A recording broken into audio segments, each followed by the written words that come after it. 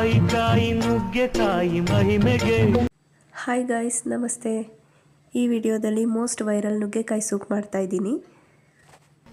ಕಾಯಿ ನುಗ್ಗೆಕಾಯಿ ಮಹಿಮೆಗೆ.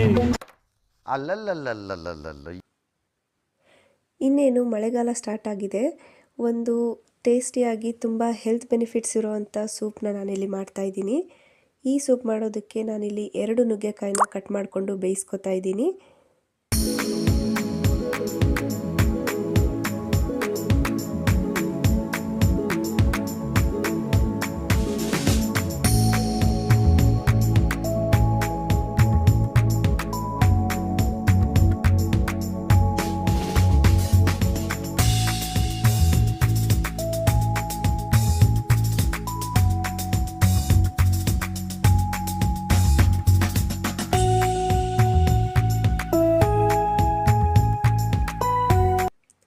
ಸೂಪ್ಗೆ ಒಗ್ಗರಣೆ ಹಾಕೋದಕ್ಕೆ ನಾವಿಲ್ಲಿ ಶುಂಠಿ, ಬೆಳ್ಳುಳ್ಳಿ, ಜೀರಿಗೆ, ಮೆಣಸು ಮತ್ತು ಅರಿಶಿನ ಪುಡಿನ ತಗೊಂಡಿದ್ದೀವಿ. ಮೆಣಸು, ಬೆಳ್ಳುಳ್ಳಿ, ಜೀರಿಗೆನ ಎಲ್ಲ ಈ ಥರ ಸ್ವಲ್ಪ ಕುಟ್ಟಿ ಪುಡಿ ಮಾಡ್ಕೊಳ್ಳಿ. ಸೊ ಅದರಿಂದ ಅದರಲ್ಲಿರೋ ಅಂಶ ಎಲ್ಲ ಚೆನ್ನಾಗಿ ಹೀರ್ಕೊಳ್ಳುತ್ತೆ ನಾವು ಕುದಿಸೋವಾಗ. ಶುಂಠಿ ಬೆಳ್ಳುಳ್ಳಿ ಪೇಸ್ಟ್ನ ಯೂಸ್ ಮಾಡಬೇಡಿ. ಆದಷ್ಟು ಫ್ರೆಶ್ ಆಗಿ ಶುಂಠಿ ಮತ್ತು ಬೆಳ್ಳುಳ್ಳಿನ ಸಪ್ರೇಟಾಗಿ ತಂದು ಯೂಸ್ ಮಾಡಿ.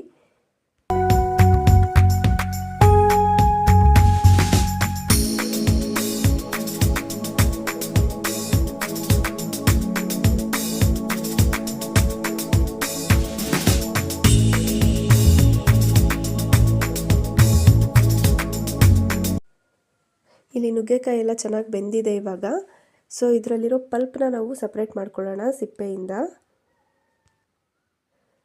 ಮತ್ತು ಆ ಪಲ್ಪ್ನ ನಾನಿವಾಗ ಸ್ಮ್ಯಾಶ್ ಮಾಡ್ಕೊತಾ ಇದ್ದೀನಿ, ಅದನ್ನ ಗ್ರೈಂಡ್ ಮಾಡ್ತಾ ಇಲ್ಲ. ನಮಗೆ ಸ್ಮ್ಯಾಶ್ ಮಾಡೋದ್ರಿಂದ ಸ್ವಲ್ಪ ಸೂಪ್ ಜೊತೆ ಕುಡಿಯೋವಾಗ ಬಾಯಿಗೆ ಸಿಗುತ್ತೆ.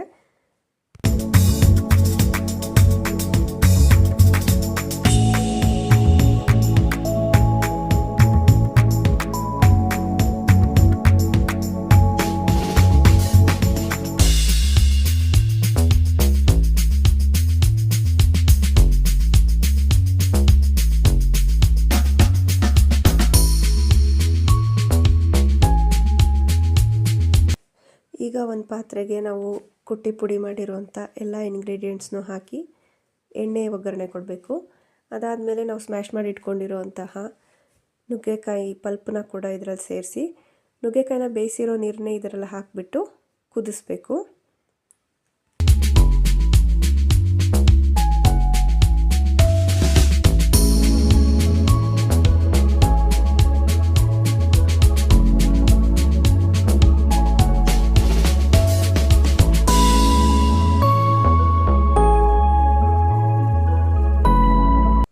ನೋಡಿ ಇವಾಗ ಚೆನ್ನಾಗಿ ಕುದೀತಾ ಇದೆ. ಈ ಟೈಮಲ್ಲಿ ಕೊತ್ತಂಬರಿ ಮತ್ತು ಪುದೀನ ಹಾಕ್ತಾ ಇದ್ದೀನಿ ನಾನು.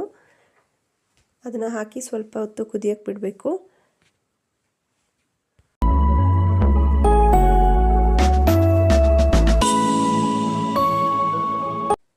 ನಮ್ಮ ಟೇಸ್ಟಿ ಹೆಲ್ದಿ ನುಗ್ಗೆಕಾಯಿ ಸೂಪ್ ಇವಾಗ ರೆಡಿಯಾಗಿದೆ.